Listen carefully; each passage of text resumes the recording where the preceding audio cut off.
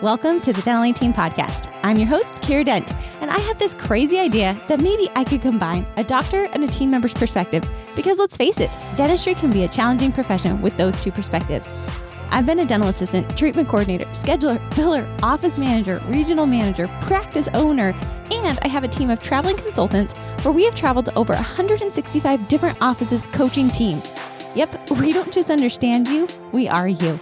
Our mission is to positively impact the world of dental, and I believe that this podcast is the greatest way I can help elevate teams, grow VIP experiences, reduce stress, and create A-teams.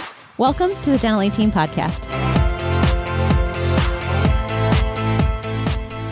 Hello, Dental Team listeners. This is Kiera, and you guys, happy day today. I hope you're doing incredible. Today is car casting day. I am actually headed to one of my favorite practices today and decided to pop on the podcast and give you guys one of my favorite topics, and that is about creating your team's big WIG. So wildly important goals, and how do you create that with your team? So I really wanted to dive in that today. Before I get started, guys, I wanted to just thank you for being awesome podcast team members and family members to us. I adore this podcast and our following and our listeners, and I appreciate you for being here. If this podcast has given you any pearls, any ounces of wisdom, guys, please go do us a huge favor and help us reach our goal of over 1 million downloads this year, serving and blessing more people out there. The goal of this podcast is to positively impact the world of dentistry. And if this podcast is doing that, guys, please go leave us those 5-star reviews. I do read them, every single one of them. So please head on over and give us that 5-star review. You guys can just scroll down on the podcast. It's really simple, really easy, and that's going to help you guys just be able to bless more people's lives. So that is our ultimate goal, and I would love it if you guys could help us out with that.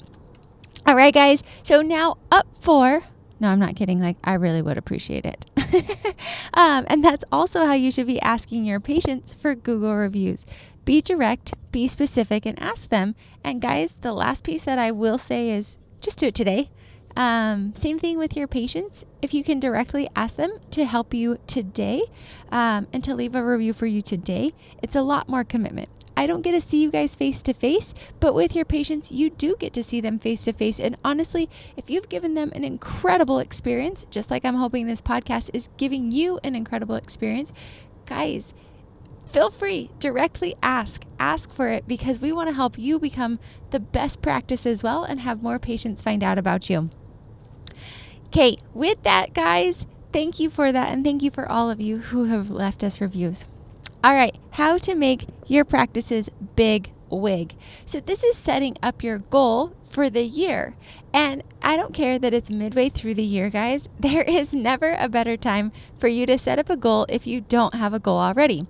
I have been coaching several offices this week. This is where I get 6 offices in 3 days. Yep, I do a half C day with 6 of them. And it's really, really fun to be able to go from practice to practice. And the practice I was at yesterday, they just started, and so they don't have their goals for the year. So we set their goals today, or yesterday, if you will, and that's okay. They have 6 more months left of the year. So the only caution I have of if you're setting goals right now in the middle of the year, number 1, rock on, kudos, bones to you. I am proud of you for taking action and actually getting some direction in your practice. But the second thing I would like to say is, guys, make sure that you're just realistic with those goals. Make sure you calculate it out. So if we're setting that production, we're setting that overhead, we're setting a certain amount of Google reviews, the worst thing you can do to a team when you're setting these goals is to, make them too high, make them unrealistic. And so we really want to make sure that we are making realistic goals that are stretch goals, but also goals that are going to grow you forward. Also, it is not too early, in my opinion, for you to be thinking about who you want to become next year. Believe it or not, guys, I start thinking about my next year goals in about Q4. So the beginning of Q4, I'm assessing where we are at in Q1, 2, and 3, looking to see where we want to go. So the way we create the team's big WIG. First and foremost, I like to know, as a leader, where am I headed?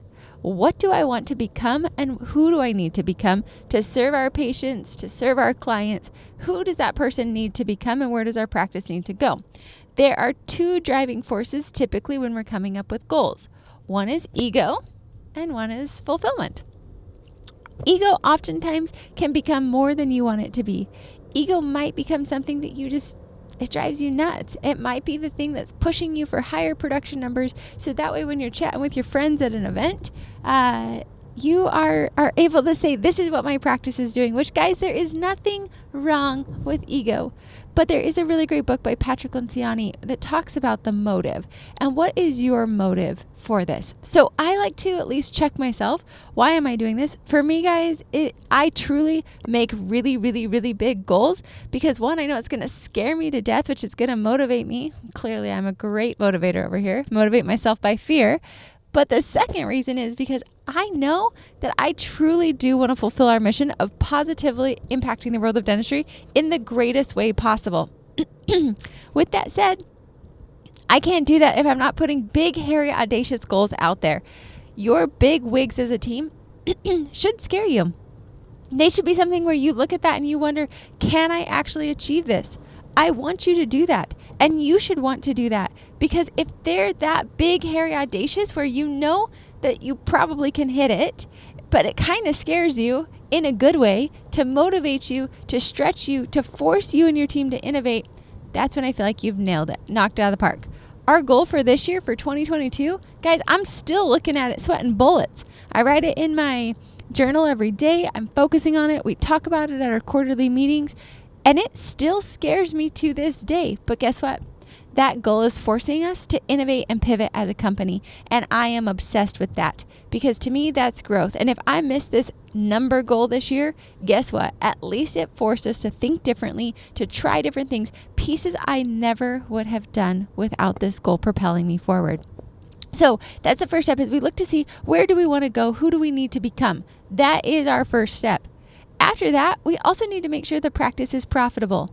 I will say this over and over and over and over and over again.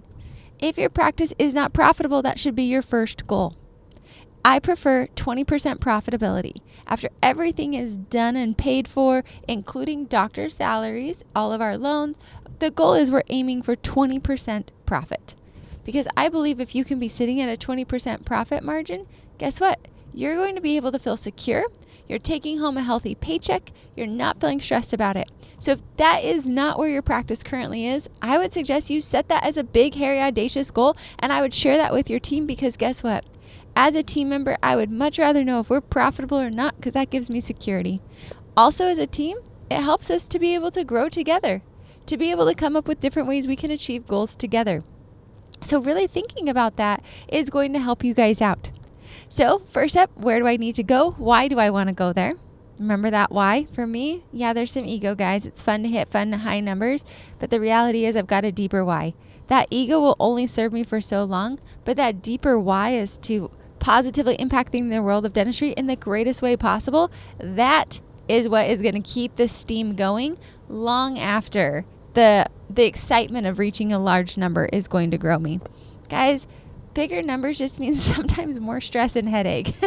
So don't be chasing those numbers unless you've got a good, strong why. And then up next, we're going to find out what we want to do beyond that. Asking the team, for us, our 10-year goal. Well, right now it's 2022. So in 7 years, we set this goal 3 years ago. We actually want to have a nonprofit. We want to be having our team go and help out in a nonprofit organization. And we have our goal. Our goal is downright terrifying for me. I legitimately today don't know how we're going to hit that goal in 10 years. And I'm okay with that because at least it gives me a vision. And I truly do think about that far out goal periodically to remind myself, Kiera, who you are today, you need to grow yourself into who you need to become. That's how I set those big, hairy, audacious goals. Is I'm one, looking to see who I need to become and where our company needs to go. So for you, who do you need to become and where does your practice need to go? What is the why behind it? Then we need to make sure we're profitable. And if we're not profitable, we surely need to have that as our number one goal, at least in my opinion. And then after that, we need to get our team to buy in. Hello, Dental team listeners. what would it take for you guys to just completely and utterly change your practice? Like truly, if you think about it, because for me, I know oftentimes it's just having somebody right by my side, pushing me along, holding me accountable, having somebody to spin ideas off of. And honestly, that's all it takes most of the time for us to go from good to great.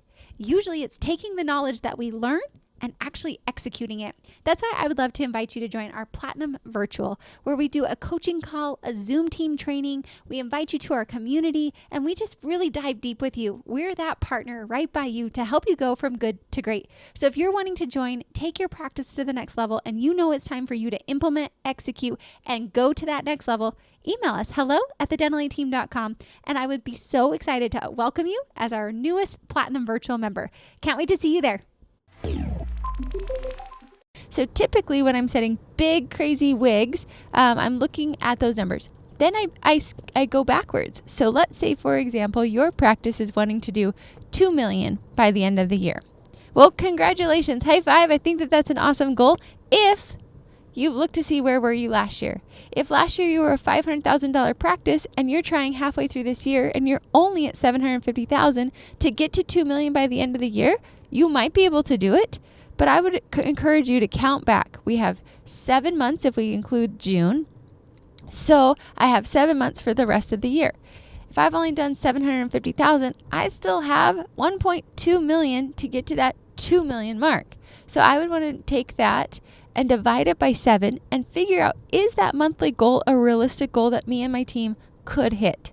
Now you might say, yeah, Kiera, we just finished up sedation and we just figured out implants and we're placing implants, and our goal is by the end of the year to be placing implants and doing full mouth rehab.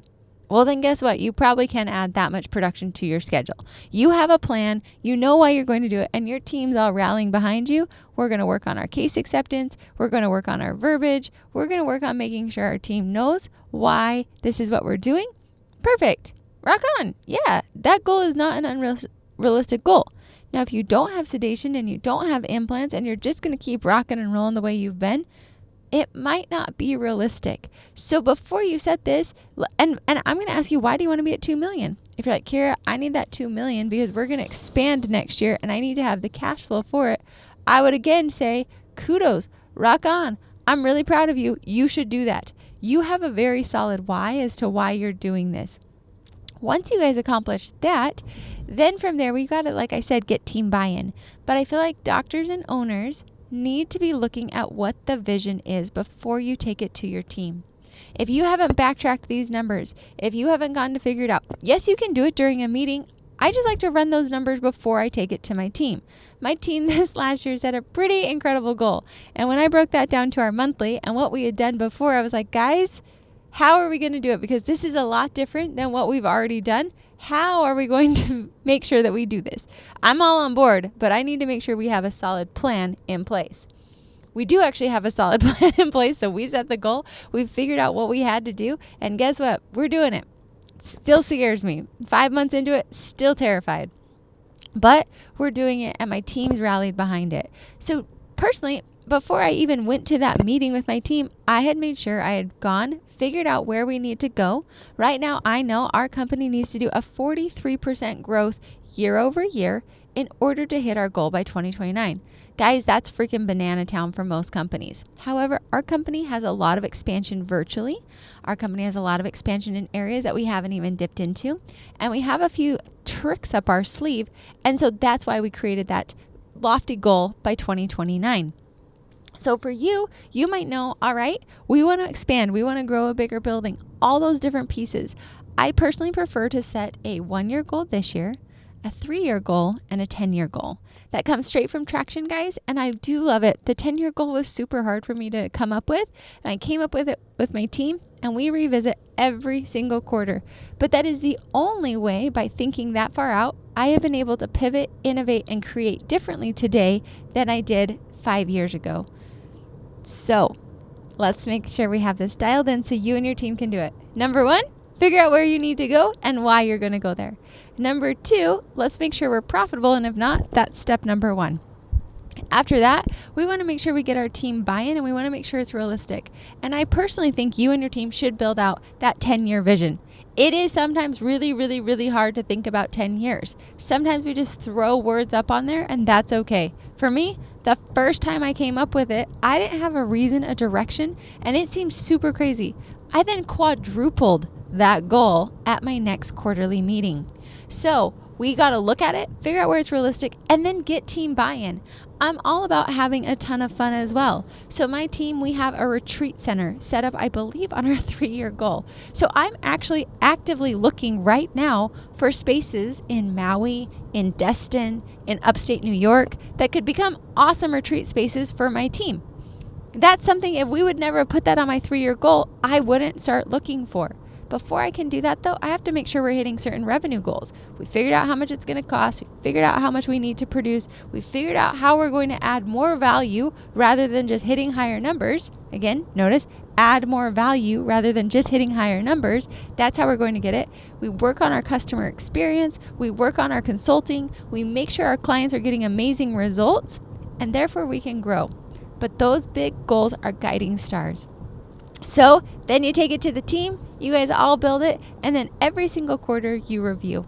You review your 1 year, your 3 year, your 10 year. Are you on track for it? Do we need to change it? Does that inspire you? These goals should be goals that are inspiring you. They should be goals that your whole team is bought into, that they've helped create rather than being dictated to, in my opinion. Because when we can have them help create it, guess what? They're bought into it. They built it. I was at an office yesterday and they built their own goals. I did not come in and say, all right, you should do this, this, and this. No, I think that's ludicrous. Teams need to build it themselves because they're bought into it. And it was pretty funny because this team said, oh, Kiera, I don't want to do this goal because you come in and tell us what we have to do and that our numbers are down. And I said, really? Let's go back and let me ask the question of who built this goal. And the team's like, we built it. You didn't build it. I was like, exactly. And I do that on purpose for this exact moment. So that way you will be able to be more invested in it. So have the team help create. Doctors, you've got to have that vision. You've got to have the ideas and you've got to help guide and direct because sometimes teams don't even know what it can look like. But then from there, get the whole team bought into it. Post it somewhere where you can see it. I have an office who literally posts their office goals in the bathroom. I'm not kidding. And I thought that was funny and awesome, all mixed into one. Me and my team, we have a company vision board. And we have it on all of our weekly meetings since we're a virtual company. There's 1,000 different ways you can have it, but you cannot over communicate these goals if they're the most important goals. I typically recommend not going above 5 things per year that you're trying to accomplish. Otherwise, it becomes too daunting. So there you go, guys. If you want help with this, like I said, I come out to this office every single quarter. Every quarter. I coach their 6 practices. Yep, don't worry. They started with me a long time ago, and I do love them. But if you would like help getting your team set up, if you would like help getting these goals set up, because it can be daunting, and maybe you, doctor, don't even know how this could look.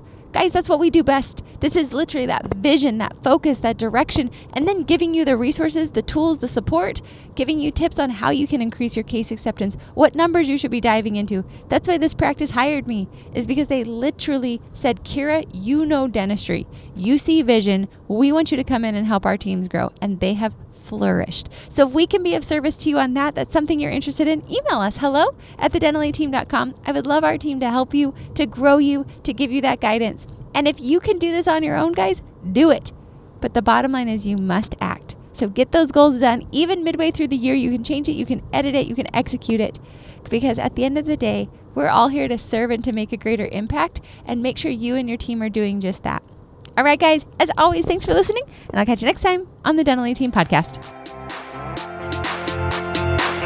And that wraps it up for another episode of the Dental A Team Podcast. Thank you so much for listening, and we'll talk to you next time.